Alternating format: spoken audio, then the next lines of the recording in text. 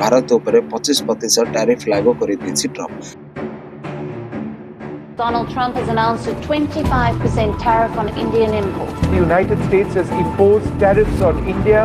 There's a statement which has come in from Donald Trump. President Trump announcing that he will impose a 25% tariff on goods from India. President Donald Trump on 25% trade tariff on India. Trump 30 जुलाई रे एक social रे गोटे post करी घोषणा करुछि जे भारत आगामी अगस्त मास ठारू अतिरिक्त शुल्क देबो। ट्रंप रही बळे निष्पत्ति पर समस्त मध्य गोटे चर्चा रे भाई प्रकृत ट्रंप चाहूछि कोन, ट्रंप रो प्रॉब्लम कोन, आ एहरा उत्तर ट्रंप सही पोस्ट ही लिखिछ। मु सेटा पढ़ी कि आपन सुनाई दउछि, सुनंतु। भारत सदा सर्वदा मोर बंधु अटे, किंतु गत किछि वर्ष मध्य रे अमेरिका सह भारतर व्यवसाय कमिबारे लागिछि।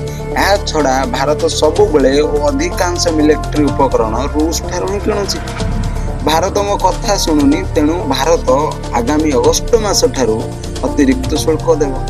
ट्रंप चाहूँगी रूस इज्राएल उपर आक्रमण न हो, किंतु तथाकथित सरपंच ट्रंप कथा रूस कौन पे शुणियो भाई।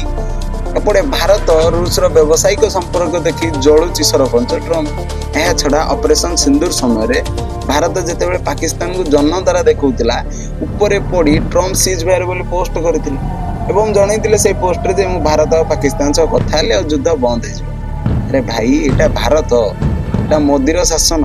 मोदी सीधा सीधा यार उत्तर देले, सुनंतु। हम गोली का जवाब गोले से देंगे। भारत ने सिद्ध कर दिया कि न्यूक्लियर ब्लैकमेलिंग अब नहीं चलेगा और न ही ये न्यूक्लियर ब्लैकमेलिंग के सामने भारत झुकेगा। पुणी भारतीय सेना गला सोमवार दिन पाकिस्तान रो 3 आतंकवादी मुंडर खपरा बाहर करते से 72 पठे देता। ट्रंप भी बुझा दरकार। अरे भाई एटा आत्मनिर्भरशील भारत। आ मोदी जी मत सीधा सीधा कहीदेले भारत उपर पाकिस्तान पत्थर भी फोपाड़ एपटू मिसाइल जीव। मोदी जिदिया कथा और ट्रंप कथा न शुणा ट्रंप हजम होनी। आ कथा रहा विरोधी कथा। जो समय ऑपरेशन सिंदूर है से समय जो ट्रंप सीज फायर पोस्ट गले से विरोधी माने कौन कहले भारत अमेरिकार गुलाम बनी चली। मोदी ट्रंप रो गुलाम, भारत अमेरिका बाहर बिकी गला। अरे भाई आम देश शक्तिशाली हो साराणी। आमे कहा कथा शुणुनु कि क्या कथार चलुनु।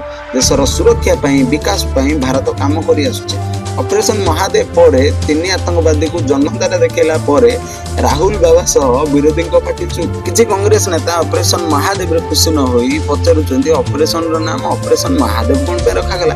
भाई श्रावण मास चली पूरा पूजा कौन पे छाड़ आलू पुरैकी सुना बाहर कला पार्टी को ये सब तो हजम हेनी। आपण मैंने कहतु सेनार ऑपरेशन महादेव रे 3 आतंकवादी को जन्मदार देखा आपण मानक केते खुशी करे कमेंट निहाती जनइबे।